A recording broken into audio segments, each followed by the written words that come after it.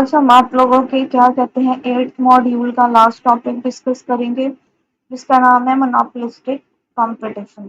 तो ये बेसिकली क्या कहते हैं आप लोगों को जब मैंने मार्केट स्ट्रक्चर्स पढ़ाए थे तो मार्केट स्ट्रक्चर्स में से एक मार्केट स्ट्रक्चर था मोनोपोलिस्टिक कंपटीशन। हम लोगों ने वहां पे डिस्कस नहीं किया था, तो आज के इस लेक्चर में हम लोग मोनोपोलिस्टिक कंपटीशन को डिस्कस करेंगे क्योंकि ये आप लोगों के 8th मॉड्यूल का लास्ट टॉपिक है। ठीक है, तो क्या कहते हैं, तो आज हम एक ये बेसिकली आज हम डिस्कस करेंगे एक बहुत ही इंपॉर्टेंट मार्केट स्ट्रक्चर जिसका नाम है मोनोपोलिस्टिक कंपटीशन। अब ये मार्केट स्ट्रक्चर जो है वो रियल लाइफ में बहुत कॉमन है और हम डेली बेसिस पर जो है वो इसकी एग्जांपल्स जो है वो देख रहे होते हैं। ठीक है, तो मोनोपोलिस्टिक कंपटीशन का मतलब क्या है? मोनोपोलिस्टिक कंपटीशन एक ऐसा मार्केट स्ट्रक्चर होता है जहां बहुत ज्यादा फर्म्स जो हैं वो एग्जिस्ट करती हैं।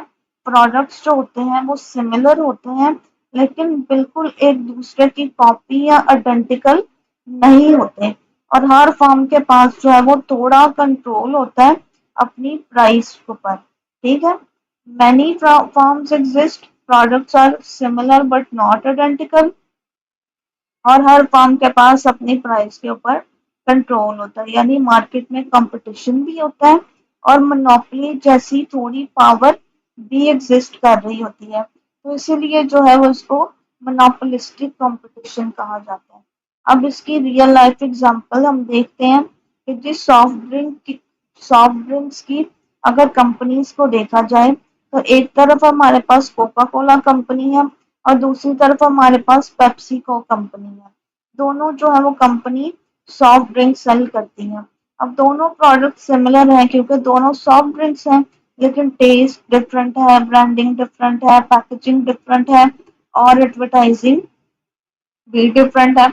इसी तरह फास्ट फूड इंडस्ट्री में मैकडॉनल्ड्स और केएफसी जो है वो दोनों बर्गर्स और मील सेल करते हैं, लेकिन रेसिपी और ब्रांड का जो इमेज है वो टोटली डिफरेंट है। शैम्पू के अगर ब्रांड्स देखें, क्लोथिंग के ब्रांड्स देखें और कॉस्मेटिक के ब्रांड्स भी जो है वो मोनोपोलिस्टिक कंपटीशन की एग्जांपल है, यानी प्रोडक्ट सब्स्टिट्यूट हैं लेकिन परफेक्टली सेम नहीं होते। ठीक है, अब इस मार्केट स्ट्रक्चर का जो है वो हम क्या कहते हैं, बेसिक आइडिया समझने की कोशिश करते हैं कि ये मार्केट मोनोपोली और कंपटीशन बेस्ड का और दोनों का बेसिकली मिक्सचर होता है। मतलब कंपटीशन वाली साइड ये है कि मार्केट में बहुत सारी फर्म्स होती हैं, एंट्री भी जो है वो फ्री हो रही होती है और न्यू फर्म्स आसानी से जो है वो मार्केट में एंटर कर सकती हैं। मोनोपोली वाली साइड अगर हम देखी जाए तो हर फर्म का प्रोडक्ट जो होता है वो यूनिक है, आइडेंटिकल नहीं है, सेम नहीं है। हर फर्म की अपनी ब्रांडिंग होती है, कस्टमर्स में ब्रांड लॉयल्टी होती है। फर्म जो है वो अपनी प्राइसिंग को जो है वो थोड़ा कंट्रोल कर सकती है, इसलिए फर्म जो है वो प्योरली मोनोपोली जैसी पावर भी नहीं रख रही होती और परफेक्ट कंपटीशन की तरह टोटली पावरलेस भी नहीं होती।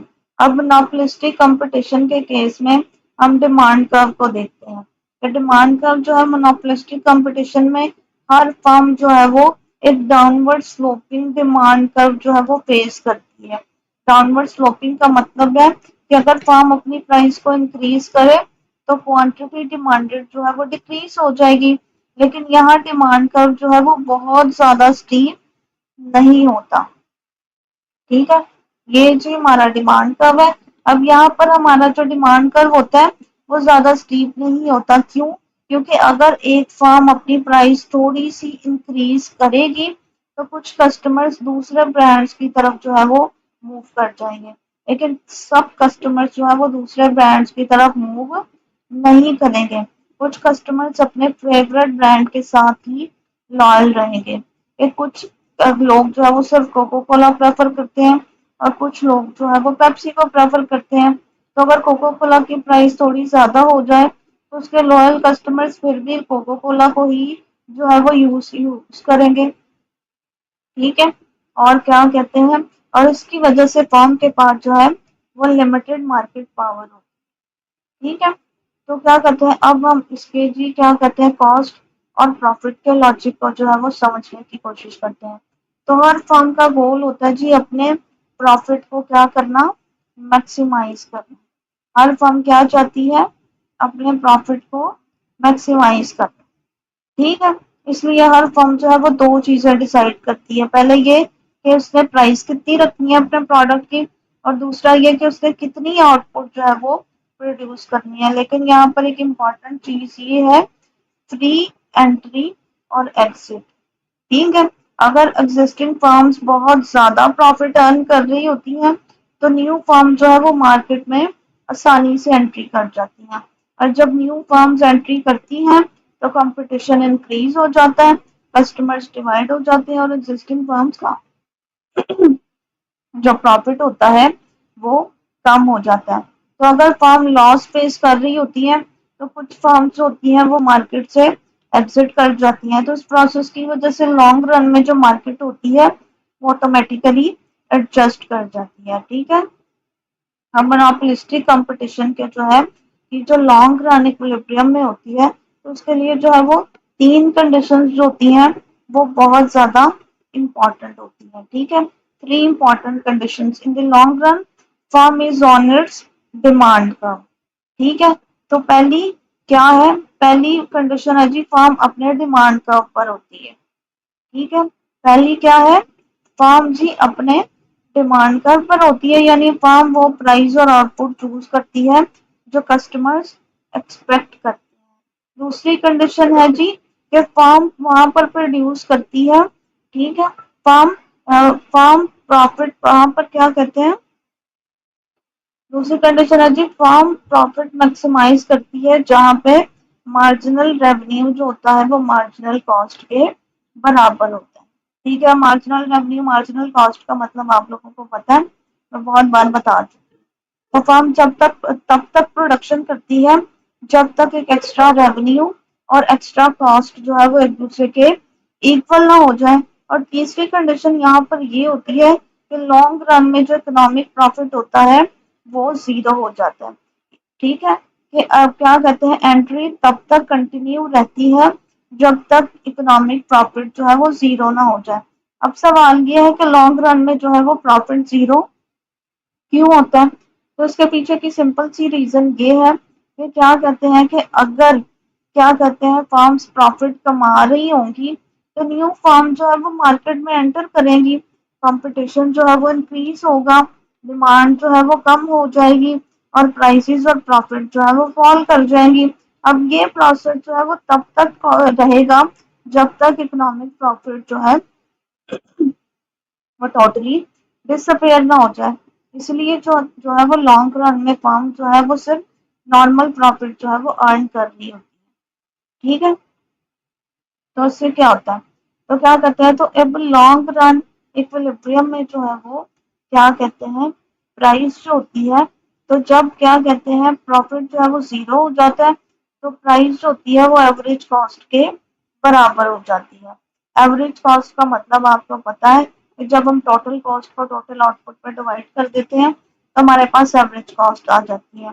अब इसका मतलब यह है कि फर्म्स अपनी सारी कॉस्ट को कवर कर लेती है लेकिन एक्स्ट्रा प्रॉफिट जो है वो अर्न नहीं कर पाती, यानी फर्म सरवाइव करती है लेकिन सुपर नॉर्मल प्रॉफिट जो है वो जनरेट नहीं कर पाती। ठीक है, तो अब हम जो है वो ग्राफ को समझने की कोशिश करते हैं कि लॉन्ग रन इक्विलिब्रियम में डिमांड कर्व जो होता है वो एवरेज कॉस्ट कर्व को जो है वो बेसिकली एक पॉइंट पर जो है वो टच करते हैं। लॉन्ग रन इक्विलिब्रियम में जो है वो हमारा डिमांड कर्व जो है वो एवरेज कॉस्ट कर्व को एक पॉइंट पर टच करता है और उसको जी हम टेंडेंसी पॉइंट कहते हैं। तो जी ये आ गया हमारा ग्राफ। पहला ग्राफ जो था वो सिर्फ डिमांड कर्व को शो करते हैं कर रहा था। तो लॉन्ग रन इक्विलिब्रियम में भी हमारा डिमांड कर्व जो होता है वो एवरेज कॉस्ट को सिर्फ एक पॉइंट पर ही जो है वो टच करता है। अब इस पॉइंट को जी हम टेंडेंसी पॉइंट कहते हैं। अब ये पॉइंट ये शो करता है कि फर्म जो है वो जीरो इकोनॉमिक प्रॉफिट जो है वो अर्न कर रही है। ठीक है, तो क्या कहता है, इवन दो फर्म जो है वो जीरो प्रॉफिट अर्न करती है फिर भी मोनोपोलिस्टिक कंपटीशन जो है वो फुली एफिशिएंट होता है, क्योंकि प्राइस जो है वो मार्जिनल कॉस्ट से ज़्यादा होती है, यानी फर्म्स अब भी मार्जिनल कॉस्ट से ज़्यादा प्राइस चार्ज करती है। ठीक है, तो इसका मतलब यह है कि सोसाइटी के लिए जितनी प्रोडक्शन होनी चाहिए उससे कम प्रोडक्शन हो रही होती है, यानी आउटपुट जो है वो सोशली एफिशिएंट लेवल से जो है वो कम होता है।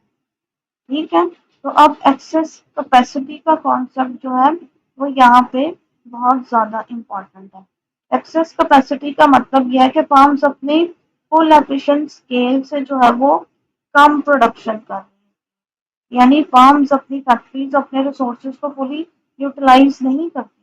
तो रिजल्ट ये होता है कि पर यूनिट कॉस्ट जो है वो मिनिमम पॉसिबल लेवल से ज़्यादा होती है, रिसोर्सेज जो होते हैं वो फुली यूटिलाइज नहीं हो पाते। ठीक है, ये फर्म जो है वो कस्टमर्स को अट्रैक्ट करने के लिए ब्रांडिंग पर, एडवर्टाइजिंग पर और प्रोडक्ट डिफरेंशिएशन कर रही होती है, और ये इनको जो है वो थोड़ी बहुत मोनोपोली पावर प्रोवाइड करती है। लेकिन क्योंकि मार्केट में कंपटीशन और फ्री एंट्री होती है, इसलिए लॉन्ग रन में जो इकोनॉमिक प्रॉफिट होता है वो ज़ीरो हो जाता है। ठीक है, यानी फर्म जो है वो सिर्फ ब्रेक इवन पोजीशन में रहती है। अब कस्टमर के क्या कहते हैं पॉइंट ऑफ व्यू से अगर हम ट्रेड ऑफ को समझे, तो एक तरफ कस्टमर्स को बेनिफिट मिलता है, उनके पास बहुत सारी चॉइसेस और वैरायटी होती है, और दूसरी तरफ कॉस्ट होती है, मतलब प्राइसेस पर कंपटीशन से ज़्यादा होती हैं, यानी कस्टमर्स जो है वो वैरायटी भी इंजॉय करते हैं, लेकिन उसके बदले में स्लाइटली स्लाइटली जो है वो हायर प्राइसेस भी जो है वो पे कर रहे होते हैं। ठीक है, तो अगर हम इसको एक और एग्जांपल से समझने की कोशिश करें कि सपोज करें मार्केट में बहुत सारी एकेडमीज हैं जो आपको इकोनॉमिक्स जो है वो का कोर्स जो है वो ऑफर कर रही हैं पढ़ाने के लिए। अब सबका सब्जेक्ट सेम है, लेकिन कुछ टीचर हर एकेडमी का टीचिंग स्टाइल डिफरेंट है, नोट्स डिफरेंट है, एनवायरनमेंट डिफरेंट है, और रिवीजन का जो है उनका तरीका डिफरेंट है। अब स्टूडेंट्स जो होंगे वो अपनी प्रेफरेंस के अकॉर्डिंग जो है वो एकेडमी को चूज करेंगे। अब हर एकेडमी के पास थोड़ी पावर होती है, क्योंकि उसकी अपनी रेपुटेशन है और उसके पास लॉयल स्टूडेंट्स हैं। तो अब लेकिन अगर कोई एकेडमी बहुत ज़्यादा फी चार्ज करे, तो स्टूडेंट्स जो है वो दूसरी एकेडमीज में चले जाएंगे, और अगर किसी एकेडमी को बहुत ज़्यादा प्रॉफिट हो रहा हो, तो न्यू एकेडमीज जो है वो मार्केट में ओपन हो जाएंगी। यानी मोनोपोलिस्टिक कंपटीशन का रियल वर्ल्ड में लॉजिक ये है कि क्या यही जो है वो बेसिकली जो एग्जांपल मैंने आपको समझाई, यही बेसिकली मोनोपोलिस्टिक कंपटीशन का रियल लॉजिक है। तो अगर मैं इस पूरे कॉन्सेप्ट को समराइज करूं, तो मोनोपोलिस्टिक कंपटीशन में बहुत सारी फर्म्स होती हैं। ठीक है, सिमिलर फर्म्स होती हैं लेकिन वो डिफरेंशिएटेड प्रोडक्ट सेल करती हैं। हर फर्म के पास लिमिटेड मार्केट पावर होती है और एंट्री फ्री होती है। लॉन्ग रन में firms zero economic profit generate करती हैं, जहाँ पर प्राइस जो है वो एवरेज कॉस्ट के बराबर हो जाती है, और प्रॉफिट मैक्सिमाइजिंग कंडीशन होती है कि प्राइस मार्जिनल रेवेन्यू जो है वो मार्जिनल कॉस्ट के बराबर हो जाता है। लेकिन मार्केट जो है वो फुली एफिशिएंट नहीं होती, क्योंकि प्राइस जो है वो मार्जिनल कॉस्ट से ज़्यादा होती है। इसी वजह से एक्सेस कैपेसिटी एग्जिस्ट करती है, और प्राइसेस जो है वो परफेक्ट कंपटीशन से थोड़ी हाई होती हैं, लेकिन कंज्यूमर को प्रोडक्ट वैरायटी और ब्रांड चॉइसेस का जो है वो फायदा भी मिल रहा होता है।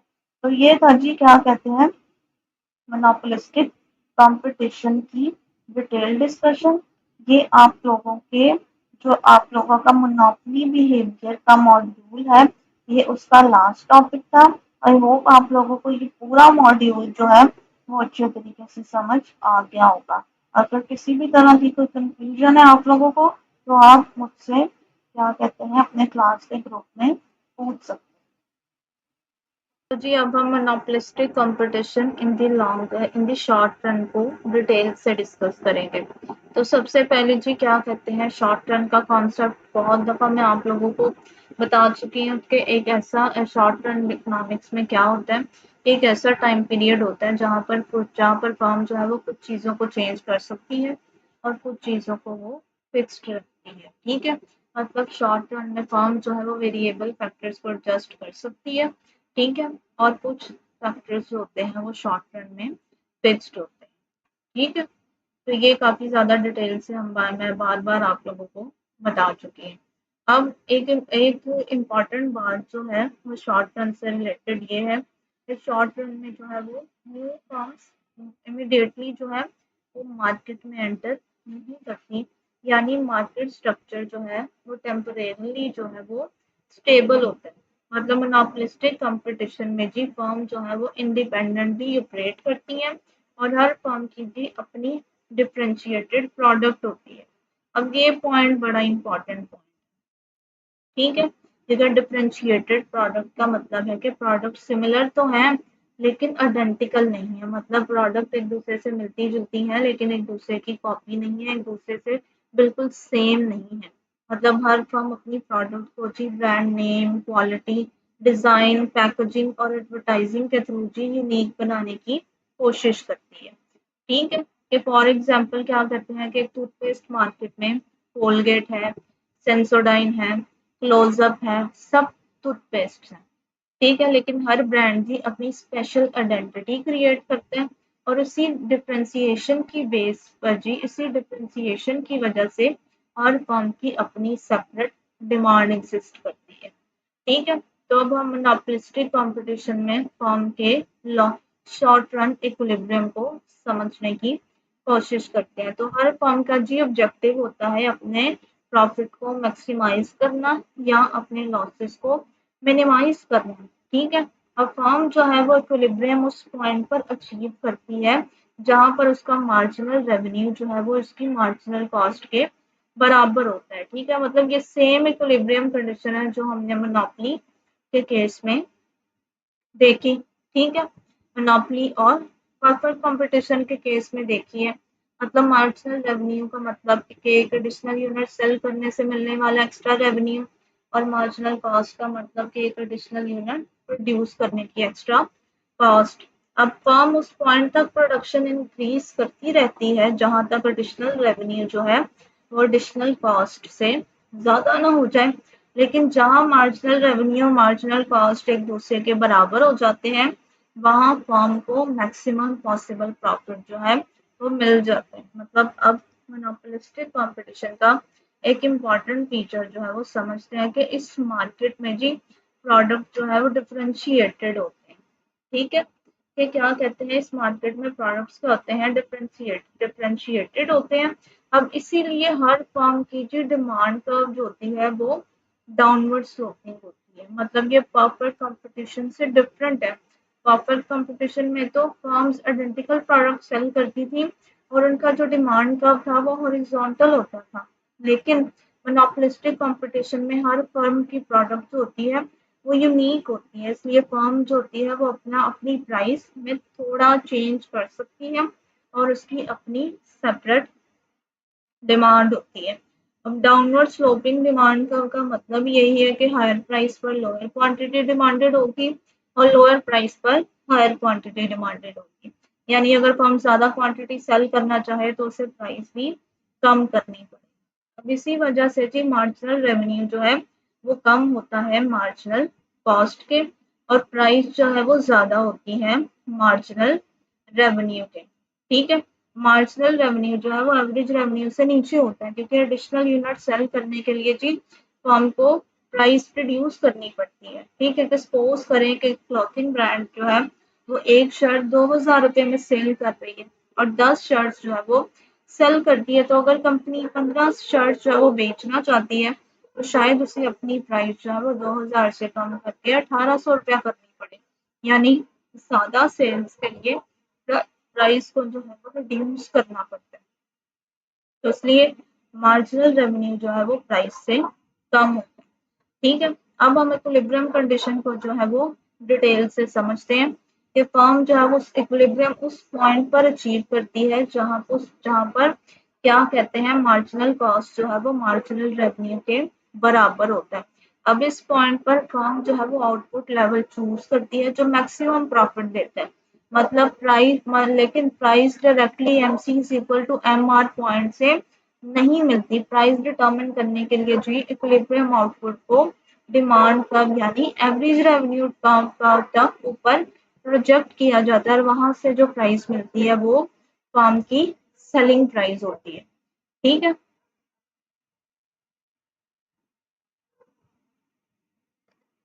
तो अब हम डायग्राम को जो है वो देखते हैं कि डायग्राम में जो हमारा एवरेज रेवेन्यू कर्व है, ठीक है, वो डाउनवर्ड स्लोपिंग होते हैं क्योंकि प्रोडक्ट डिफरेंशिएशन जो है वो मौजूद है। एवरेज रेवेन्यू कर्व जो है वो मार्जिनल रेवेन्यू कर्व पे नीचे होता है और ज्यादा स्टीप स्लोप रखता है। ठीक है, मार्जिनल कॉस्ट का कर्व जो है वो अपवर्ड स्लोपिंग होता है क्योंकि एडिशनल यूनिट प्रोड्यूस करने पर कॉस्ट जो है वो ग्रेजुअली इंक्रीज होती है। और अब जहां पर मार्जिनल कॉस्ट का कर्व मार्जिनल रेवेन्यू कर्व को कट करता है, वहीं पर हमारा जी इक्विलिब्रियम पॉइंट होता है और इसी पॉइंट पर जी इक्विलिब्रियम आउटपुट क्यू जो है वो डिटरमिन होता है। ठीक है, अब क्यू आउटपुट को जी ए आर कर्व तक जी अपवर्ड प्रोजेक्ट किया जाता है और वहां से प्राइस डिटरमिन की जाती है। ठीक है, वहां पे से क्या की जाती है, प्राइस डिटरमिन की जाती है। अब शॉर्ट रन में जी पॉसिबल प्रॉफिट सिचुएशंस को डिटेल में समझते हैं। ठीक है, तो शॉर्ट रन में जी पॉसिबल ये तीन जो है वो प्रॉफिट की सिचुएशंस होती हैं, मतलब normal profit, super normal profits और इकोनॉमिक लॉसेस। तो सबसे पहली है जी से जिसको हम डिस्कस करेंगे वो है जी सुपर नॉर्मल प्रॉफिट। अब ये तब होता है जब हमारी प्राइस जो है वो ज्यादा होती है एवरेज टोटल कॉस्ट से। ठीक है, अब एवरेज टोटल कॉस्ट का मतलब आप लोगों को पता है, और अगर इक्विलिब्रियम आउटपुट पर सेलिंग प्राइस जो है वो एवरेज टोटल कॉस्ट से ज्यादा हो तो फर्म एक्स्ट्रा प्रॉफिट जो है वो अर्न करती है। ठीक है, तो अगर आप ये देखें कि एम सी एम आर को इस पॉइंट पर जो है वो इंटरसेक्ट कर रहा है, यहाँ पर हमारी इक्विलिब्रियम आउटपुट डिटर्मिन हो गई। और अगर हम इसी को ऊपर ए आर कर्व तक प्रोजेक्ट करें तो यहाँ पर जी हमारी प्राइस डिटर्मिन हो गई है, तो और यहाँ पर जी हमारा क्या कहते हैं एवरेज कॉस्ट है। तो ठीक है, तो हमारी प्राइस जो है वो एवरेज टोटल कॉस्ट से ज्यादा है। ठीक है, तो मोनोपोलिस्टिक कंपटीशन में शॉर्ट रन में जी सुपर नॉर्मल प्रॉफिट जो है वो पॉसिबल होता है क्योंकि स्ट्रॉन्ग ब्रांड लॉयल्टी और प्रोडक्ट की जो डिफरेंशिएशन है वो कस्टमर्स को अट्रैक्ट करती है। जी फॉर एग्जांपल अगर किसी मोबाइल ब्रांड का डिज़ाइन और क्वालिटी जो है वो कंज्यूमर्स को बहुत ज़्यादा पसंद आता है, अट्रैक्ट करता है, तो क्या करते हैं, तो वो कंज्यूमर्स जो है वो उस मोबाइल के लिए जो है वो हायर प्राइस को भी जो है वो पे करने के लिए रेडी होते हैं। तो इससे क्या होता है, इससे फर्म को जो है वो एक्स्ट्रा प्रॉफिट मिल जाता है। तो अगर हम डायग्राम में सुपर नॉर्मल प्रॉफिट की अगर हम डायग्राम देखें तो उसमें ए आर कर्व जो है, A R curve, average revenue curve और एवरेज टोटल कॉस्ट या एवरेज कॉस्ट का जो कर्व है उसके दरमियान आपको गैप शो हो रहा होगा। ठीक है, अगर आप ये देखें ये हमारा एवरेज रेवेन्यू का कर्व है, ये हमारा एवरेज कॉस्ट कह लें या एवरेज टोटल कॉस्ट का कर्व है, तो इन दोनों के दरमियान आपको गैप शो हो रहा है। तो ये गैप किसको शो कर रहा है, ये गैप शो कर रहा है सुपर नॉर्मल प्रॉफिट को। तो अब हम दूसरी सिचुएशन को देखेंगे। दूसरी सिचुएशन क्या है जी, नॉर्मल प्रॉफिट की। और नॉर्मल प्रॉफिट तब होता है जब हमारी प्राइस जो है वो एवरेज कॉस्ट के बराबर होती है। जब हमारी प्राइस एवरेज कॉस्ट कह लें या एवरेज टोटल कॉस्ट कह लें, एक ही बात है। तो जब हमारी प्राइस एवरेज टोटल कॉस्ट के बराबर होती है कि यहाँ पे हमारा क्या कहते हैं मार्जिनल कॉस्ट कर्व को मार्जिनल रेवेन्यू कर्व ने इंटरसेप्ट किया, यहाँ पे हमारी क्वांटिटी डिटर्मिन हुई। और जब हम इसी पॉइंट को सीधा अपने डिमांड कर्व या एवरेज रेवेन्यू कर्व पे लेकर गए तो यहाँ पर हमारी प्राइस डिटर्मिन हो गई।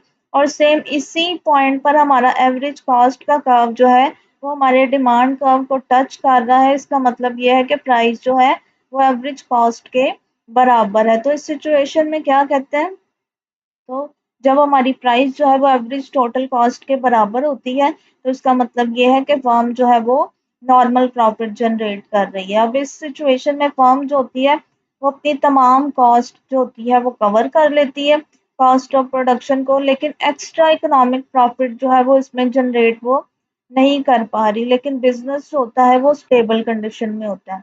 ठीक है, तो इकोनॉमिक्स में जी नॉर्मल प्रॉफिट का मतलब ये होता है कि फर्म जी अपनी अपॉर्चुनिटी कॉस्ट को कवर कर पा रही है और मार्केट में जो उसको अपने बिजनेस को कंटिन्यू रखने के लिए वो इतना पैसा कमा रही है कि वो अपना बिजनेस जो है वो कंटिन्यू कर सके। तो जब हमारी प्राइस एवरेज टोटल कॉस्ट के बराबर होती है तो फर्म जो है वो नॉर्मल प्रॉफिट जनरेट करती है। जब हमारी प्राइस जो है वो एवरेज टोटल कॉस्ट से ज़्यादा होती है तो firm super normal profit generate करती है। अब हम शॉर्ट रन में, तो अब हम देखेंगे कि फर्म लॉस में कब जाती है। तो फर्म लॉस में तब होती है जब हमारी प्राइस जो होती है वो एवरेज टोटल कॉस्ट से कम हो जाती है। लेकिन यहाँ पे एक इम्पॉर्टेंट कंडीशन ये एक इम्पॉर्टेंट कंडीशन भी होल्ड करती है, और वो इम्पॉर्टेंट कंडीशन ये है कि प्राइस जो है वो एवरेज वेरिएबल कॉस्ट के बराबर अगर हो जाए। ठीक है, यहाँ पे इस आप डायग्राम से देख लें, उस डायग्राम में नहीं दिया गया। तो यहाँ पे एक इम्पॉर्टेंट कंडीशन ये होती है कि प्राइस जो है आपकी प्रोडक्ट की वो एवरेज वेरिएबल कॉस्ट के या तो बराबर हो या उससे ज़्यादा हो। तो एवरेज वेरिएबल कॉस्ट एवीसी का मतलब है एवरेज वेरिएबल कॉस्ट। तो अगर तो एवरेज वेरिएबल कॉस्ट को फर्म कवर कर रही हो तो फर्म जी शॉर्ट रन में अपने प्रोडक्शन के प्रोसेस को क्या करेगी, कंटिन्यू रखेगी। ठीक है, ताकि वो क्योंकि ताकि जो है वो जितना उसका लॉस हो रहा है उसको रिड्यूस किया जा सके। अब इसके पीछे का रीज़न क्या है? इसके पीछे का रीज़न ये है कि फिक्स्ड कॉस्ट जो है वो प्रोडक्शन हो ना हो फर्म को तो फिर भी पे करनी पड़ती है। तो अगर फर्म प्रोडक्शन कंटिन्यू करे और वेरिएबल कॉस्ट को जो है अगर वो रिकवर कर ले तो फिक्स्ड कॉस्ट का कुछ हिस्सा जो है वो कवर हो जाता है। ठीक है, इसलिए शॉर्ट रन में लॉसेस के बावजूद भी जो है वो फर्म अपने बिजनेस को कंटिन्यू कर सकती है। और वो किस कंडीशन पर कंटिन्यू कर सकती है कि उसकी प्राइस तो उसकी एवरेज कॉस्ट से कम है, लेकिन अगर उसकी प्राइस एवरेज वेरिएबल कॉस्ट के बराबर या उससे ज़्यादा हो तो फिर वो अपने बिजनेस ऑपरेशंस को कवर कंटिन्यू कर सकती है, क्योंकि वो कुछ ना कुछ पैसा जनरेट करती है जिससे क्या कहते हैं वो अपनी फिक्स्ड कॉस्ट को जो है वो कवर कर पा रही होती है। तो हम तो ये था जी क्या कहते हैं मोनोपोलिस्टिक कंपटीशन के केस में। अगर हम देखें कि मोनोपोलिस्टिक कंपटीशन के केस में हमारी प्राइस क्या होती है, हमारी प्राइस हमारी एवरेज कॉस्ट से ज़्यादा होती है। तो ये देखें प्राइस यहाँ पे डिटर्मिन हो रही है लेकिन एवरेज कॉस्ट का कर्व जो है वो ऊपर है। तो अगर हम यहाँ पे क्वांटिटी डिटर्मिन हुई, इसी पॉइंट को हम ऊपर डिमांड का ऊपर लेकर गए, यहाँ पे प्राइस डिटर्मिन हुई और इसी पॉइंट को ऊपर हम एवरेज कॉस्ट का ऊपर लेकर गए तो वहाँ यहाँ पे हमारी क्या कहते हैं कॉस्ट डिटर्मिन हुई। तो इस सिचुएशन में हमारी जो प्रोडक्ट की फर्म की जो प्रोडक्ट प्रोडक्शन कॉस्ट है वो उसकी प्राइस से ज़्यादा है। लेकिन इन केस अगर फर्म जो है अगर इन केस अगर प्रोडक्ट की जो प्राइस है वो एवरेज वेरिएबल कॉस्ट के बराबर हो जाए या उससे ज़्यादा हो जाए तो फिर अपने फर्म फर्म जो है वो लॉसेस के बावजूद भी जो है वो अपने प्रोडक्शन के प्रोसेस को जो है वो कंटिन्यू कर सकती है। तो क्या कहते हैं तो अब अगर मैं मोनोपोलिस्टिक कंपटीशन में शॉर्ट रन के फीचर्स को समराइज करूं तो शॉर्ट रन का सबसे पहला पॉइंट ये होता है कि जी मार्केट में बहुत सारी फर्म जो हैं वो compete करती हैं, लेकिन हर फर्म क्या करती है डिफरेंशिएटेड प्रोडक्ट जो है वो सेल करती है। दूसरा पॉइंट उसमें ये होता है कि हर फर्म का जी अपना डाउनवर्ड स्लोपिंग डिमांड का वो होता है। तीसरा पॉइंट इसमें ये है कि जी फर्म के पास लिमिटेड प्राइस सेटिंग पावर होती है कि वो कुछ ना कुछ अपनी प्राइस को कंट्रोल कर सकती है, लेकिन उसके बाद बहुत लिमिटेड पावर होती है। यानी वो प्योर प्राइस टेकर नहीं होती जैसे परफेक्ट कंपटीशन के केस में था, और ना ही वो प्योर प्राइस मेकर होती है जैसे मोनोपोली के केस में था। लेकिन उसका प्राइस कंट्रोल क्या होता है, लिमिटेड होता है, क्योंकि मार्केट में क्लोज सब्सटीट्यूट्स जो होते हैं वो अवेलेबल होते हैं। तो अगर फर्म बहुत ज़्यादा हाई प्राइस चार्ज करेगी तो कंज्यूमर जो है वो दूसरे ब्रांड्स की तरफ इजीली जो है वो स्विच कर जाएंगे। तो चौथा इंपॉर्टेंट पॉइंट क्या होता है, चौथा इंपॉर्टेंट पॉइंट ये है कि जब मार्जिनल कॉस्ट मार्जिनल रेवेन्यू के बराबर होता है तो ये क्या होती है, ये इक्विलिब्रियम कंडीशन होती है हमारी शॉर्ट रन में मोनोपोलिस्टिक कंपटीशन के केस में। चौथा पॉइंट है जी शॉर्ट रन में फर्म जी सुपर नॉर्मल प्रॉफिट भी अर्न करती है, नॉर्मल प्रॉफिट भी अर्न करती है और इकोनॉमिक लॉसेस का भी सामना करती है। ठीक है, तो अगर मैं सारे टॉपिक को जो अगर सिंपल वर्ड्स में एक्सप्लेन करूँ तो मोनोपोलिस्टिक कंपटीशन में हर फर्म जो है वो स्लाइटली डिफरेंट प्रोडक्ट सेल करती है, इसी वजह से भी उसका डिमांड का जो है वो डाउनवर्ड स्लोपिंग होता है और उसके पास लिमिटेड प्राइस कंट्रोल होता है। तो हम उस पॉइंट पर इक्विलिब्रियम अचीव करती है जहां पर मार्जिनल कॉस्ट जो है वो मार्जिनल रेवेन्यू के बराबर होती है, मतलब marginal cost per marginal revenue curve को जहाँ पे इंटरसेक्ट करता है वो जी मोनोपोलिस्टिक कंपटीशन के केस में इक्विलिब्रियम पॉइंट होता है। डिमांड और कॉस्ट कंडीशंस के मुताबिक जी फर्म शॉर्ट रन में extra profit, super normal profit और लॉसेस फेस करती है। तो अगर क्या कहते हैं इस पूरे टॉपिक का जी क्या कहते हैं कंक्लूजन निकाला जाए तो मोनोपोलिस्टिक कंपटीशन में शॉर्ट रन में मोनोपोली और परफेक्ट कंपटीशन दोनों की जो है वो कुछ करेक्टरिस्टिक्स को जो है वो कंबाइन करती है कि मार्केट में फॉर्म बहुत होती हैं, ठीक है, लेकिन प्रोडक्ट्स जो होते हैं वो डिफरेंशिएटेड होते हैं।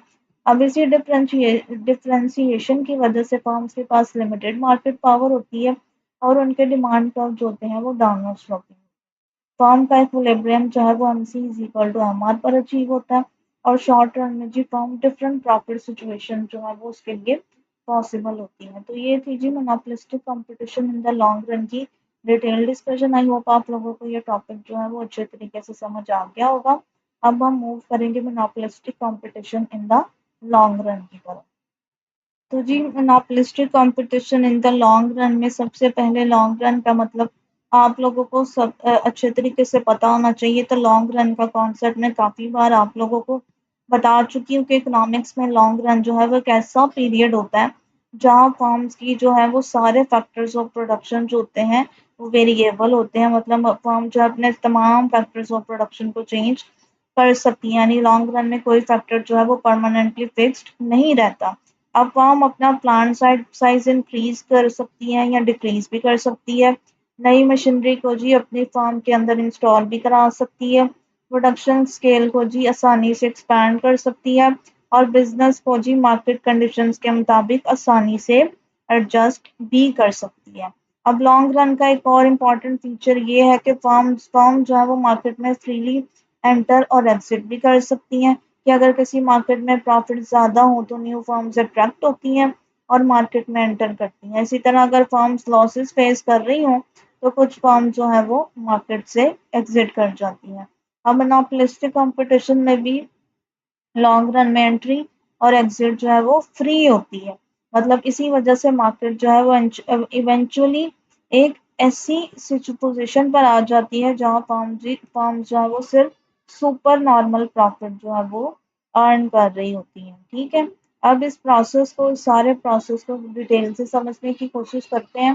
तो मोनोपोलिस्टिक कंपटीशन का आपको अच्छे तरीके से पता है कि मोनोपोलिस्टिक कंपटीशन में हर फर्म जो है वो डिफरेंशिएटेड प्रोडक्ट जो है वो सेल करती है।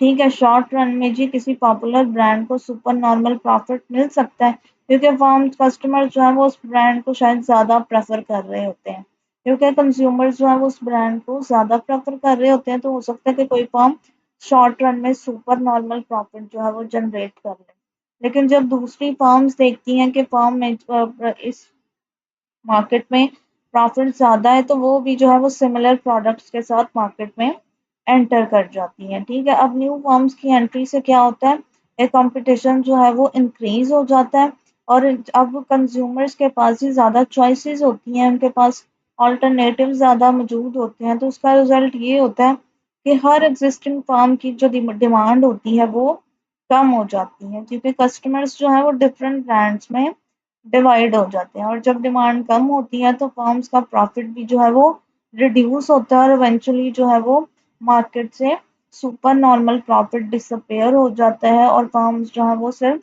नॉर्मल प्रॉफिट जो है वो जनरेट करती हैं। इसी तरह अगर फर्म्स लॉसेस फेस कर रही हों तो क्या कहते हैं, तो कुछ भी फर्म्स होती हैं वो मार्केट से एग्जिट कर जाती हैं, फर्म्स की क्वांटिटी कम हो जाती है।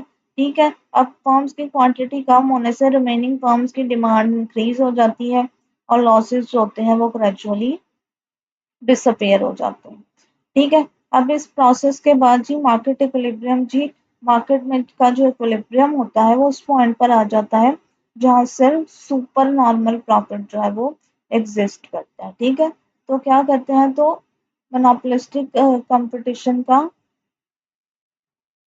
तो जी अब हम लॉन्ग रन इक्विलिब्रियम कंडीशन को समझने की कोशिश करते हैं कि फर्म जो है वो लॉन्ग रन में इक्विलिब्रियम जो है वो उस पॉइंट पर अचीव करती हैं जहां मार्जिनल रेवेन्यू जो है वो मार्जिनल कॉस्ट के बराबर होता है और प्राइस जो है वो एवरेज कॉस्ट के बराबर होता है। ठीक है, मार्जिनल रेवेन्यू मार्जिनल कॉस्ट के बराबर होता है, प्राइस जो है वो एवरेज कॉस्ट के बराबर होती है। इसका मतलब ये है कि फर्म अपनी तमाम कॉस्ट कवर करती है लेकिन एक्स्ट्रा इकोनॉमिक प्रॉफिट जनरेट नहीं करती। ठीक है, तो क्या करते हैं, इसको हम इस तरह से भी कह सकते हैं कि marginal revenue is equal to average revenue is equal to average cost is equal to marginal cost at equilibrium. ठीक है, मतलब कि ये इक्विलिब्रियम आउटपुट पर ये सारी चीजें जो हैं वो बराबर होती हैं जहां पर फर्म जो है वो नॉर्मल प्रॉफिट जनरेट कर रही होती है। अब इस इक्विलिब्रियम को लॉजिकली समझने की कोशिश करते हैं कि फर्म्स क्या करती हैं। फर्म जो है वो हमेशा अपना प्रॉफिट मैक्सिमाइज करने के लिए उस पॉइंट पर प्रोडक्शन करती हैं जहां पर उनका मार्जिनल रेवेन्यू और मार्जिनल कॉस्ट जो होते हैं वो इक्वल होते हैं। ठीक है, फर्म कहाँ पे क्या करते हैं, प्रोड्यूस करने की कोशिश करती हैं जहां पर उनका मार्जिनल रेवेन्यू उनके मार्जिनल कॉस्ट के बराबर होता है। ठीक है, लेकिन लॉन्ग रन में एंट्री और एग्जिट की वजह से डिमांड क्या होती है, डिमांड एडजस्ट होती है।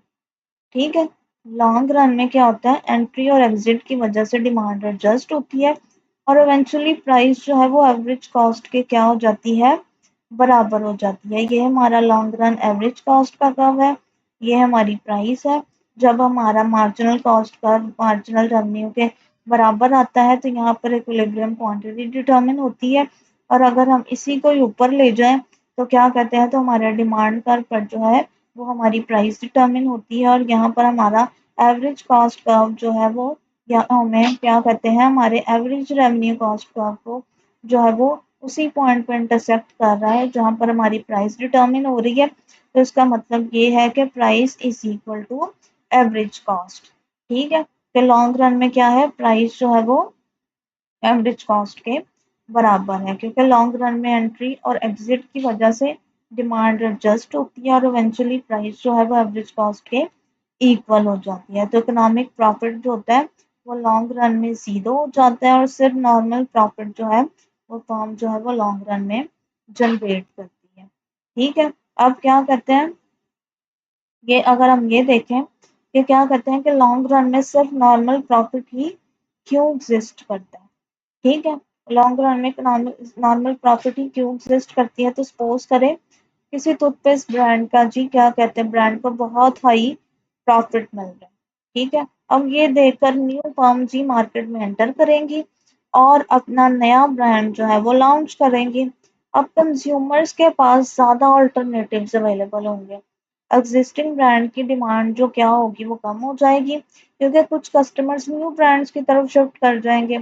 अब डिमांड डिक्रीज होने की वजह से एग्जिस्टिंग फर्म्स की सेल्स भी जो होगी और प्रॉफिट्स भी जो होंगे वो दोनों रिड्यूस हो जाएंगे। अब ये प्रोसेस तब तक कंटिन्यू रहेगा जब तक सुपर नॉर्मल प्रॉफिट जो है वो मार्केट से टोटली डिसअपेयर नहीं हो जाता।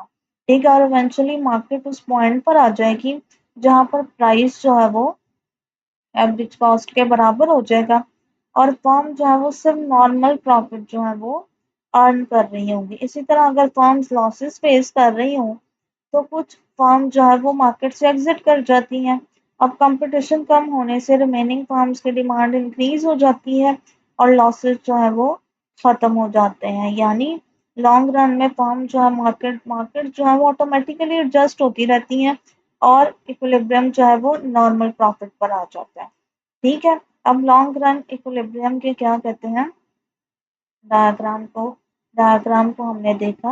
अब क्या कहते हैं, तो इसमें भी जिस तरह क्या कहते हैं, अगर जैसे मैंने आपको पहले बताया कि डायग्राम तो मैंने आपको समझा दी लेकिन अगर इसका क्या कहते हैं, अगर मैं इसका शॉर्ट टर्म वाले डायग्राम से कंपेयर करूँ तो उसमें भी एवरेज रेवेन्यू का जो है वो डाउनवर्ड स्लोपिंग होता है क्योंकि प्रोडक्ट्स जो है वो डिफरेंशिएटेड होती हैं और मार्जिनल रेवेन्यू कर्व जो है वो एवरेज रेवेन्यू कर्व के नीचे होता है और मार्जिनल कॉस्ट जो होती है वो अपवर्ड स्लोपिंग होती है और मार्जिनल रेवेन्यू कर्व को जी इक्विलिब्रियम पॉइंट पर कट करती है और इस पॉइंट पर जी हमारी आउटपुट डिटरमिन होती है जहाँ पर ये दोनों एक दूसरे को इंटरसेक्ट करती हैं और एवरेज टोटल कॉस्ट या long run average cost curve भी जो है वो डायग्राम में होता है। मतलब ये जी long run average cost curve है और इक्विलिब्रियम आउटपुट पर जी यानी long run average cost curve या एवरेज कॉस्ट कर्व और एवरेज रेवेन्यू कर्व को जी टच करती है। यानी यहाँ पर इम्पोर्टेंट रिलेशनशिप बनता है कि price is equal to average cost curve is equal to average revenue. ठीक है, तो क्या करते हैं, यानी सेलिंग प्राइस जो है वो एवरेज टोटल कॉस्ट के इक्वल होती है। इसी वजह से फर्म सिर्फ सुपर नॉर्मल प्रॉफिट जो है वो अर्न करती है। ठीक है, अब मोनोपोलिस्टिक कंपटीशन की क्या कहते हैं, मोनोपोलिस्टिक कंपटीशन के, तो ये तो आई होप आप लोगों को काफी अच्छे तरीके से समझ आ गया होगा। मैंने आप लोगों को पहले भी समझाया। तो अगर हम मोनोपोलिस्टिक कंपटीशन के लॉन्ग रन के फीचर्स को समझने की कोशिश करें तो सबसे पहला होता है कि लॉन्ग रन में normal profit, super normal profit जो है वो एग्जिस्ट नहीं करता, क्योंकि एक्स्ट्रा प्रॉफिट जो है वो परमानेंटली एग्जिस्ट नहीं कर सकता लॉन्ग रन में, क्योंकि न्यू फर्म्स मार्केट में फ्रीली एंटर कर सकती हैं और न्यू एंट्री कंपटीशन को जो है वो इंक्रीज करती है और प्रॉफिट जो है वो ग्रेजुअली डिक्लाइन हो जाता है। दूसरा फीचर है जी no loss in the long run, कि अगर फर्म्स जो है वो कंटिन्यूसली लॉसेस फेस कर रही हों तो कुछ फर्म जो है वो मार्केट से एग्जिट कर जाती हैं। कंपटीशन रिड्यूस होने से जो रिमेनिंग फर्म्स की डिमांड इंक्रीज होती है और लॉसेस जो है वो डिसअपेयर हो जाते हैं। यानी लॉन्ग रन में जी इक्विलिब्रियम में ना एक्स्ट्रा प्रॉफिट रहता है और ना परमानेंट लॉसेस, सिर्फ नॉर्मल प्रॉफिट जी एग्जिस्ट करते हैं। तीसरा फीचर है जी एक्सेस कैपेसिटी, यानी ये मोनोपोलिस्टिक कंपटीशन का सबसे इम्पोर्टेंट कॉन्सेप्ट है कि एक्सेस कैपेसिटी का मतलब ये है कि फर्म जी cost minimum possible average total cost point पर प्रोडक्शन नहीं करती, यानी फर्म्स अपनी फुल प्रोडक्टिव एफिशिएंसी को अचीव नहीं कर पाती। और प्रॉपर कंपटीशन में फर्म्स होती हैं वो minimum average total cost point पर जो है वो प्रोडक्शन करती हैं, लेकिन मोनोपोलिस्टिक कंपटीशन में डिफरेंशिएटेड प्रोडक्ट्स होते हैं और डाउनवर्ड स्लोपिंग डिमांड की वजह से फर्म जो है वो ऑप्टिमम लेवल से कम आउटपुट प्रोड्यूस करती है। ठीक है, तो अगर सिंपल वर्ड्स में फर्म्स के पास, अगर सिंपल अल्फाज में मैं बात करूं तो फर्म्स के पास अनयूज्ड प्रोडक्शन कैपेसिटी रहती है। अगर वो चाहे तो और ज़्यादा प्रोडक्शन कर सकती हैं, लेकिन मार्केट डिमांड उन्हें अलाउ नहीं करती, तो इसी को जी एक्सेस कैपेसिटी कहते हैं। ठीक है, अगर मैं इस कॉन्सेप्ट को आपको एग्जांपल से समझाऊं तो सपोज करें एक क्लोथिंग ब्रांड की फैक्ट्री 10,000 शर्ट्स प्रोड्यूस कर सकती है, लेकिन मार्केट की डिमांड जो है वो 7,000 शर्ट्स की है, यानी 3,000 शर्ट्स की प्रोडक्शन कैपेसिटी जो है वो अनयूज्ड रह गई है।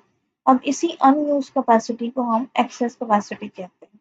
अब हम चौथे फीचर की बात करेंगे, तो चौथा फीचर है G strong non price competition.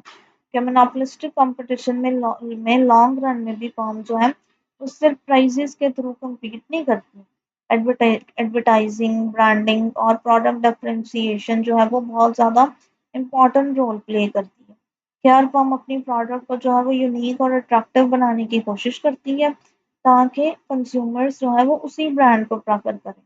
कि फॉर एग्जांपल टूथपेस्ट कंपनीज जो हैं वो डिफरेंट फ्लेवर्स, वाइटनिंग फार्मूलाज और अट्रैक्टिव पैकेजिंग जो है वो यूज करते हैं। ठीक है, मोबाइल फ़ोन की जो कंपनीज होती हैं वो better cameras, better stylish designs और एडवांस फीचर्स जो है वो इंट्रोड्यूस करवाती हैं।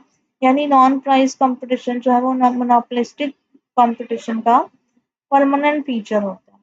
ठीक है, तो अगर हम टूथपेस्ट की कंपनी की बात करें तो टूथपेस्ट मार्केट में जी मोनोपोलिस्टिक कंपटीशन की एक कॉमन एग्जांपल है कि अगर एक टूथपेस्ट ब्रांड बहुत ज़्यादा प्रॉफिट अर्न करे तो न्यू ब्रांड जो है वो मार्केट में एंटर कर जाएंगे, कंपटीशन इंक्रीज हो जाएगा और एग्जिस्टिंग फर्म्स की जो डिमांड है वो रिड्यूस हो जाएगी और इवेंचुअली मार्केट ऐसी पोजीशन पर आ जाएगी जहां तमाम फर्म जो है वो सिर्फ नॉर्मल प्रॉफिट जो है वो जनरेट करेंगे।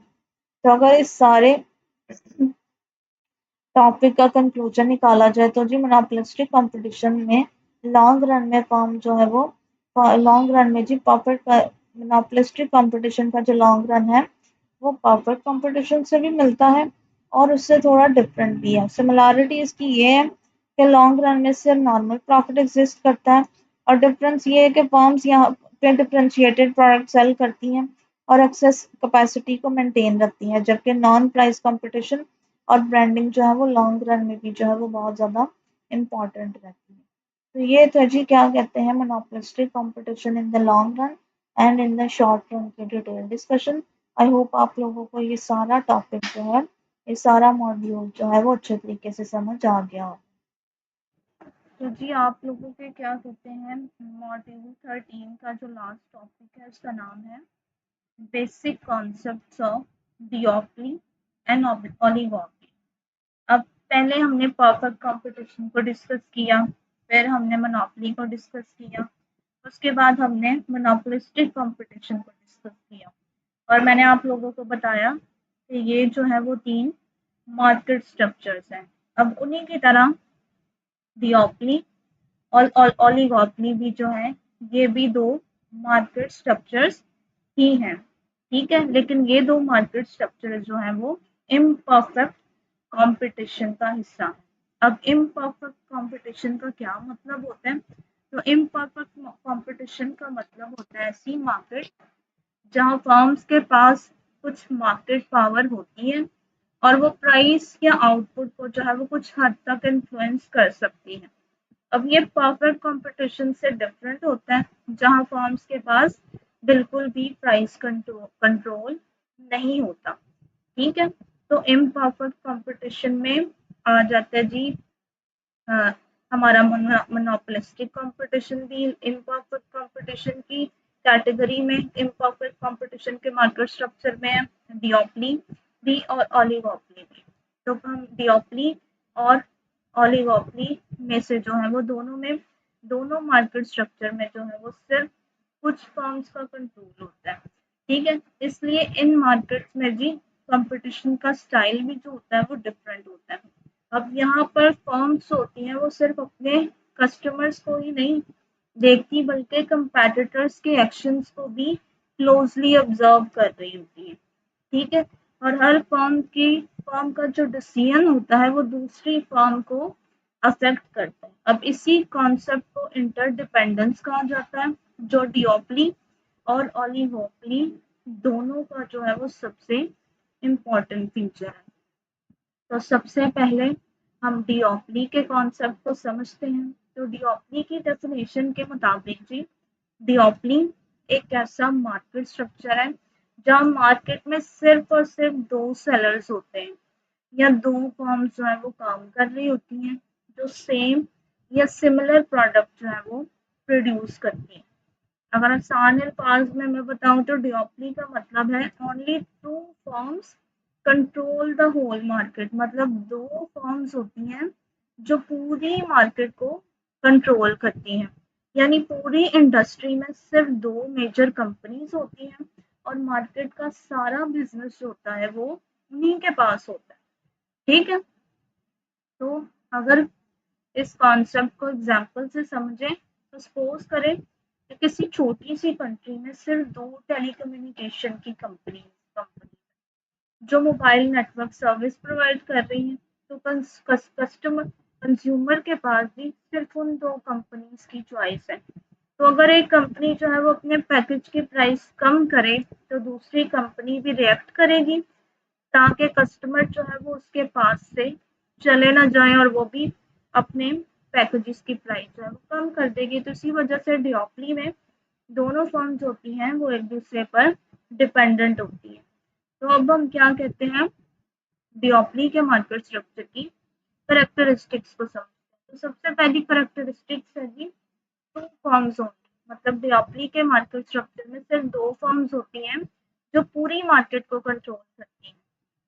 परफेक्ट कंपटीशन के केस में बहुत सारी फर्म्स थी और मोनोपोली में सिर्फ एक फर्म थी, लेकिन डिओप्ली इन दोनों के दरमियान का स्ट्रक्चर है जहां सिर्फ 2 पावरफुल फर्म्स हैं वो काम करती हैं। अब ये दोनों फर्म्स होती हैं वो मार्केट की मेजर सप्लायर होती हैं, मतलब मार्केट की मेजर सप्लाई जो है वो प्रोवाइड करती हैं और कंज्यूमर्स भी जो है वो इन्हीं पर ही डिपेंड करते हैं, ठीक है। दूसरी और सबसे इम्पोर्टेंट करेक्टरिस्टिक है जी म्यूचुअल इंटर डिपेंडेंस की। इसका मतलब है कि हर फर्म जो है, हर फर्म को जो है वो डिसीजन लेते वक्त जी राइवल फर्म के एक्शंस को कंसिडर करना पड़ता है। ठीक है, फिर डिओप्ली में अगर एक फर्म जो है वो अपनी प्राइस चेंज करे तो दूसरी फर्म भी जो है वो पर भी जो है वो उसका अफेक्ट पड़ता है। इसलिए फर्म जो है वो इंडिपेंडेंट डिसीजन जो है वो नहीं ले सकती। ये पहले भी आपको बताया कि अगर एक टेलीकम्युनिकेशन कंपनी अपने इंटरनेट पैकेजेस को चीप कर देती है तो दूसरी कंपनी को भी अपनी स्ट्रैटेजी चेंज करनी पड़ती है, वरना कस्टमर्स जो है वो कंपैटिटर्स के पास चले जाएंगे।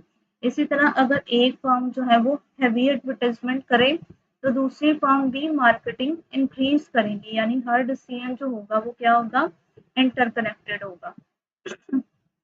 तीसरी करेक्टरिस्टिक्स है जी अनसर्टेनिटी इन बिहेवियर, यानी डिओप्ली में एक फर्म को जो एक फर्म को जो है वो ये एग्जैक्टली पता नहीं होता कि कंपेटिटर जो है वो उसके एक्शन पर क्या रिएक्शन देगा। कि फॉर एग्जांपल अगर एक फर्म प्राइस कम करे तो कंपेटिटर भी प्राइस कम कर सकता है, या क्वालिटी को इम्प्रूव कर सकता है, या एडवर्टाइजमेंट को इंक्रीज कर सकता है।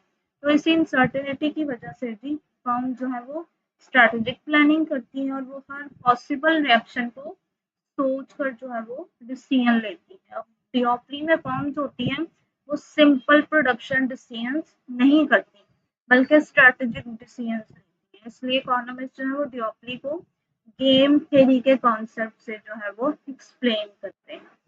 ठीक है, चौथी करेक्टरिस्टिक्स है दी बैरियर्स टू एंट्री, मतलब डिओप्ली मार्केट में भी जो न्यू फर्म जो है वो इजीली एंटर नहीं कर सकती।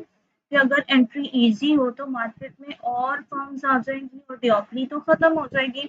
इसलिए यूजुअली कुछ बैरियर्स होते हैं जो मार्केट को सिर्फ दो फर्म्स तक लिमिटेड रखते हैं। अब ये बैरियर्स हाई इन्वेस्टमेंट हो सकते हैं, गवर्नमेंट की रेगुलेशंस हो सकती हैं, ब्रांड लॉयल्टी या एडवांस टेक्नोलॉजी की फॉर्म में हो सकती है। ठीक है, तो ये थी जी क्या कहते हैं डिओप्ली की डिटेल डिस्कशन। अब हम मूव करते हैं ओलिगोपोली की तरफ। तो ओलिगोपोली का जो कॉन्सेप्ट है वो डिओप्ली से मिलता जुलता है लेकिन थोड़ा ब्रॉडर कॉन्सेप्ट है, क्योंकि डिओप्ली की डेफिनेशन के मुताबिक ओलिगोपोली की डेफिनेशन के मुताबिक ओलिगोपोली एक ऐसा मार्केट स्ट्रक्चर है जहां कुछ लार्ज फर्म्स होती हैं वो पूरी मार्केट को डोमिनेट करती हैं और हर फर्म जो है वो प्राइस और आउटपुट पर सिग्निफिकेंट इन्फ्लुएंस रखती है। An oligopoly is a market structure in which a few large firms dominate the entire market, and each firm has a significant significant influence on price and output. तो अगर इसी concept को simply अगर मैं explain करूँ तो इसका मतलब ये है कि कुछ चंद लार्ज फर्म्स होती हैं जो पूरी मार्केट को डोमिनेट करती हैं, यानी मार्केट में फर्म्स की क्वांटिटी कम होती है लेकिन हर फर्म जो है वो बहुत ज़्यादा पावरफुल होती है। डिओप्ली में हमने देखा कि जी सिर्फ दो फर्म्स होती हैं, जबकि ओलिगोपोली में दो से ज़्यादा, लेकिन फिर भी लिमिटेड फर्म्स होती हैं, अनलिमिटेड फर्म्स नहीं होती। अब ओलिगोपोली की करैक्टरिस्टिक्स को हम डिटेल से देखते हैं। तो सबसे पहली ओलिगोपोली की करैक्टरिस्टिक है जी फ्यू लार्ज फर्म्स, मतलब ओलिगोपोली मार्केट में सिर्फ कुछ बड़ी कंपनीज होती हैं जो पूरी मार्केट को कंट्रोल करती हैं। अब हर फर्म का मार्केट स्ट्रक्चर या मार्केट शेयर जो होता है वो सिग्निफिकेंट होता है, यानी कंपनी इतनी पावरफुल होती है कि उसके एक्शन पर पूरी मार्केट को जो है वो अफेक्ट पड़े। ठीक है, कि फॉर एग्जांपल के अगर हम स्मार्टफोन की इंडस्ट्री में देखें, स्मार्टफोन इंडस्ट्री में अगर हम एप्पल को देख लें, सैमसंग को देखें, जियोमी को देखें और ओप्पो जैसी लार्ज मेजर कंपनीज के शेयर कंपनीज को देखें जो लार्ज मार्केट शेयर्स जो है वो रखती हैं, तो मार्केट में और भी कंपनीज हैं लेकिन मेन कंट्रोल जो है वो इन्हीं चंद लार्ज कंपनीज के पास होता है। ठीक है, दूसरी तरफ जो है वो दूसरी जो सबसे इम्पोर्टेंट करेक्टरिस्टिक है इंटरडिपेंडेंस की। ठीक है, कि ओलिगोपोली में हर फर्म जो है वो कंपैटिटर के एक्शंस को जो है वो वॉइसली या क्लोजली जो है वो वॉच करती है। तो अगर एक कंपनी प्राइस प्राइस को रिड्यूस करे तो दूसरी फर्म्स को भी जो है वो रिएक्ट करना पड़ता है। तो इसी तरह से एक फर्म जो है वो न्यू टेक्नोलॉजी लॉन्च अगर करती है तो कंपैटिटर्स भी इनोवेशन पर फोकस जो है वो करना शुरू कर देते हैं। तो इस मार्केट में फर्म्स होती हैं वो इंडिपेंडेंट नहीं होती। हर स्ट्रैटेजी जो होती है वो कंपैटिटर के पॉसिबल रिएक्शन को देखकर ही बनाई जाती है। तो इसी वजह से ओलिगोपोली मार्केट्स में स्ट्रैटेजिक डिसीजन मेकिंग जो होती है वो बहुत ज़्यादा इम्पोर्टेंट होती है। अब तीसरी करैक्टरिस्टिक है जी प्राइस रिजिडिटी की। अब ओलिगोपोली मार्केट्स में प्राइसेस जो होती हैं वो जनरली स्टेबल रहती हैं और परफॉर्म्स होती हैं वो फ्रीक्वेंटली जो है वो प्राइसेस को चेंज नहीं करती। इसका मेन रीज़न ये है कि फर्म्स होती हैं वो प्राइस वॉर से बचना चाहती हैं। प्राइस वॉर का मतलब क्या है? प्राइस वॉर का मतलब है कि फर्म जो होती हैं वो कंटिन्यूसली प्राइस अगर कम करती जाएं ताकि कस्टमर्स को जो है वो अट्रैक्ट कर सके। तो अगर एक फर्म प्राइस करे तो कंपैटिटर्स भी जो है वो प्राइस कम कर देंगे और इवेंचुअली जो है वो सब फर्म्स का प्रॉफिट जो है वो कम हो जाएगा। तो इसलिए ओलिगोपोली में जो फर्म्स होती हैं वो यूजुअली स्टेबल प्राइसेस जो है वो मेंटेन करके रखती हैं। अब क्या कहते हैं तो ओलिगोपोली में फर्म्स होती हैं वो प्राइस कंपटीशन पर नहीं बल्कि फर्म्स होती हैं वो नॉन प्राइस कंपटीशन पर जो है वो फोकस करती है। चौथी इसकी करैक्टरिस्टिक है जी बैरियर्स टू एंट्री। ठीक है कि ओलिगोपोली मार्केट में भी न्यू फर्म्स का जी एंटर करना जो है वो मुश्किल होता है। ठीक है, अब इसकी डिफरेंट रीजन। ठीक है, सबसे पहली रीजन है जी हाई कैपिटल रिक्वायरमेंट। मतलब लार्ज इंडस्ट्रीज जो है वो स्टार्ट करने के लिए ज़्यादा इन्वेस्टमेंट चाहिए होती है और हर बिजनेस जो है वो इतना पैसा इन्वेस्ट नहीं कर सकता। दूसरा रीज़न है जी स्ट्रॉन्ग ब्रांड लॉयल्टी। मतलब कस्टमर्स जो है वो ऑलरेडी फेमस ब्रांड्स को ट्रस्ट करते हैं और न्यू फर्म्स के लिए कस्टमर्स को अट्रैक्ट करना जो है वो बहुत मुश्किल हो जाता है। तीसरा रीज़न है जी इकोनॉमीज ऑफ स्केल। यानी लार्ज फर्म्स जो है वो लार्ज स्केल प्रोडक्शन की वजह से जो है वो लोअर कॉस्ट पर प्रोडक्शन करती हैं और न्यू फर्म्स जो है वो उनके साथ compete नहीं कर सकती। ठीक है, तो ये रीज़न है जी बैरियर्स टू एंट्री के। अगर हम क्या कहते हैं पांचवी इंपॉर्टेंट कैरेक्टरिस्टिक की बात करें तो वो है जी नॉन प्राइस कंपटीशन। मतलब ओलिगोपोली मार्केट में फर्म्स होती हैं वो सिर्फ प्राइस के थ्रू ही compete नहीं करती बल्कि वो दूसरे मेथड्स को भी यूज करती है जिसमें एडवर्टाइजमेंट आ जाता है, ब्रांडिंग आ जाती है, प्रोडक्ट क्वालिटी आ जाती है और कस्टमर सर्विसेज आ जाती हैं।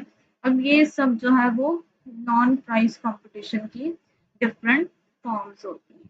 ठीक है, तो क्या कहते हैं तो ये चीज़ें क्या कहते हैं ओलिगोपोली की कैरेक्टरिस्टिक्स। तो अब हम इसके डिफरेंट एग्जांपल्स देखते हैं कि फॉर एग्जांपल अगर हम देखें स्मार्टफोन कंपनीज को तो स्मार्टफोन कंपनीज जो है वो सिर्फ प्राइस कम नहीं करती बल्कि better camera, stylish design, fast processors और एडवांस फीचर्स भी जो है वो इंट्रोड्यूस करती हैं ताकि वो कस्टमर्स को अट्रैक्ट कर सकें।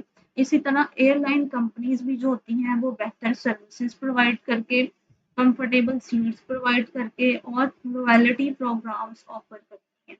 ठीक है, तो क्या कहते हैं तो अगर हम मोबाइल फ़ोन की इंडस्ट्री में जो है वो रियल वर्ल्ड की एग्जांपल को अगर हम देखें तो एप्पल है, सैमसंग है और ओप्पो जैसी कुछ बड़ी कंपनीज जो हैं जो मार्केट को डोमिनेट करती हैं। अब हर कंपनी जो है वो कंपैटिटर्स की स्ट्रैटेजी को क्लोजली मॉनिटर करती है और उसके मुताबिक अपनी प्राइसिंग और मार्केटिंग की स्ट्रैटेजी बनाती है। ठीक है, तो और दूसरी एग्जांपल है जी क्या कहते हैं एयरलाइन इंडस्ट्री की है कि कई कंट्रीज में जी सिर्फ कुछ मेजर एयरलाइंस होती हैं और ये कंपनीज जो होती हैं वो सर्विस क्वालिटी, टिकट प्राइसिंग और कस्टमर फैसिलिटीज के थ्रू भी जो है वो कंपटीशन कर रही है। ठीक है, तो ओलिगोपोली और डिओपोली का सिंपल सा डिफरेंस क्या है कि डिओपोली में जो सिर्फ दो फर्म्स होती हैं जबकि ओलिगोपोली में कुछ चंद फ्यू फर्म्स होती हैं। डिओपोली में कंपटीशन बहुत डायरेक्ट होता है क्योंकि सिर्फ दो कंपटीटर्स होते हैं और हर फर्म जो है वो डायरेक्टली दूसरी फर्म को टारगेट करती है। लेकिन ओलिगोपोली में फर्म ज़्यादा होती हैं इसलिए कंपटीशन जो है वो कंपैरेटिवली कॉम्प्लेक्स और स्ट्रेटेजिक होता है। ठीक है, डिओपोली में जो है वो रिलेटिवली सिंपल स्ट्रक्चर होते हैं जबकि ओलिगोपोली में ज़्यादा कॉम्प्लेक्स स्ट्रक्चर होता है क्योंकि फर्म्स की क्वांटिटी जो है वो ज़्यादा होती है और स्ट्रेटजीज भी कॉम्प्लिकेटेड।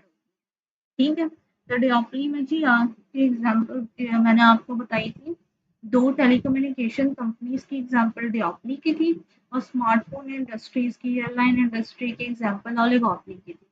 तो अगर हम इस सारे कॉन्सेप्ट को समराइज करें तो डिओप्ली और ओलिगोपोली जो है वो डिओप्ली और ओलिगोपोली दोनों इम्परफेक्ट कंपटीशन की एग्जांपल्स हैं, जहाँ मार्केट पर फ्यू फर्म्स का कंट्रोल होता है और इन्हीं दोनों मार्केट स्ट्रक्चर का सबसे इम्पोर्टेंट फीचर इंटरडिपेंडेंस होते हैं और हर फर्म को अपनी अपने कंपेटिटर की एक्शंस को देखकर जो है वो डिसीजन लेना पड़ता है। ठीक है, कंपटीशन सिर्फ प्राइसेस की बेसिस पर ही नहीं हो रहा था, बल्कि advertisement, branding, quality, customer service की बेस भी पर भी जो है वो बहुत इम्पोर्टेंट जो है वो रोल प्ले किया जाता है और इन बेसिस पर भी compete किया जाता है। इसलिए इन मार्केट्स में स्ट्रैटेजिक बिहेवियर जो होता है वो बहुत ज़्यादा होता है और फर्म्स जो है वो बहुत केयरफुली अपनी पॉलिसीज को डिज़ाइन करती हैं ताकि मार्केट शेयर और प्रॉफिट दोनों को जो है वो डोमिनेट कर सके। तो ये थी जी डिओप्ली और ओलिगोपोली के मार्केट स्ट्रक्चर की डिटेल डिस्कशन। आई होप आप लोगों को ये टॉपिक भी अच्छे तरीके से समझ आ गया हो।